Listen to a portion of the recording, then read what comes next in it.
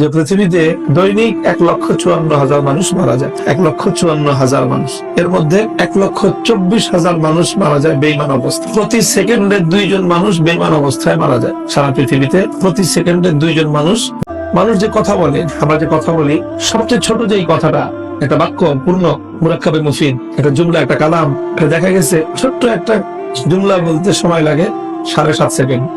অর্থাৎ আমি একটা কথা বলতেছি, আমার একটা কথা বলার সময়ের মধ্যেই 15 জন মানুষ জাহান্নামের আগুনে পুড়ে যাচ্ছে। কারণ প্রতি সেকেন্ডে 2 জন, 7 সেকেন্ডে 14 জন, 7.5 সেকেন্ডে একটা কথা বলতে বলতে 15টা মানুষ জাহান্নামের আগুনে পুড়ে যাচ্ছে। এক একটা গ্রামে গড়ে পৃথিবীতে মানুষ বসবাস করে 2,000 মানুষ। 1,24,000 মানুষ যদি প্রতিদিন জাহান্নামের আগুনে পুড়ে, তার মানে 62টা গ্রাম প্রতিদিন জাহান্নামের আগুনে পুড়ে ছাই হয়ে যায়। 62টা গ্রাম জ্বলতেছে, আর আমরা হলাম ফায়ার ব্রিগেডের দায়িত্বে। এখন আমাদের আসলে কি করণীয়? আমাদের উচিত হলো যেটা আমাদের হৃদয়ের দাউ দাউ করে একটা আগুন ধরা দরকার, সে আগুন হলো দরদের আগুন। আমাদের বাংলাদেশে 16 কোটি মানুষ, এর মধ্যে 14 কোটি হলো মুসলমান, আর বাকি 2 কোটি নাহাদুল্লাহ মুসলিম।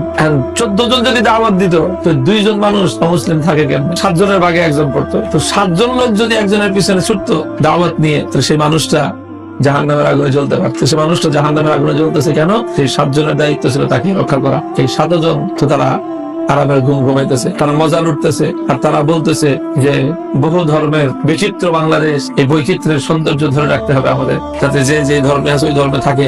ধর্মান্তরিত হয়ে গেলে তো আস্তে আস্তে কুফর বিলুপ্ত হয়ে যাবে, তখন আর এই সৌন্দর্য থাকবে না। সমাজের প্রত্যেকটা মুমিন যদি দায়ী হইতো, প্রত্যেকজন মুমিন যদি দায়ী হইতো, তাহলে কোন মানুষ অমুসলিম থাকতে পারতো। এই যে ইফতা পড়ার যে এক ফিতনা শুরু হয়েছে, এটা বড় এক ফিতনা শুরু হয়েছে। কি পড়া? ইফতা পড়া বড় ফিতনা। প্রত্যেকে বুঝতেছে যে আমার নামের শেষে মুফতি লাগাইতেই হবে। এটা চাকরির জন্য দরকার, বিয়ে শাদীর জন্য দরকার, যা কিছুর জন্য।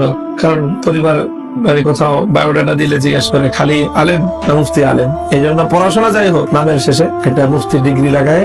এই যে ব্যাপক ভাবে সব ইফতা পড়তেছে, অথচ আমলে গিয়ে এটা তেমন কোন প্রয়োজনীয়তা দেখা যাচ্ছে না অধিকাংশের জীবনে। এই মানুষগুলো যদি তারা দাওয়াতের উপর পড়াশোনা করে নিজেদেরকে আরেকটু প্রস্তুত করে এই কাজে যদি নামতো, তো উম্মতের বড় ফায়দা হয়ে যেত। তো যেই সরিষা দিয়ে ভূত ছাড়াবো, ওই শস্যের মধ্যে তো ভূত। যে ওলামাদের জিম্মাদারি ছিল, এটা যে ওলামাদের জিম্মাদারি ছিল। আমি তো বললাম যে প্রত্যেক মুমিনেরই তো দায়ী হওয়ার কথা। তো প্রত্যেক মুমিন যদি দায়ী হইতো, তাহলে 7 জন মুমিন একজন অমুসলিমকে দাওয়াত দিত, তো সে অমুসলিম কয়দিন আর অমুসলিম থাকছে? উল্টা দাওয়াত দিবে তো দূরের কথা, 7 জনের দাওয়াতের ঠেলায় তো সে নিজেই ইসলাম কবুল করত। বাদ দেন ইমানদারদের কথা, ওলামাদের কথা ধরেন। আলহামদুলিল্লাহ, লক্ষ লক্ষ ওলামা, প্রত্যেক আলেম যদি অন্তত দায়ী দাওয়াতিল ঈমান, গায়রে মুসলিমদেরকে যদি দাওয়াত দিত।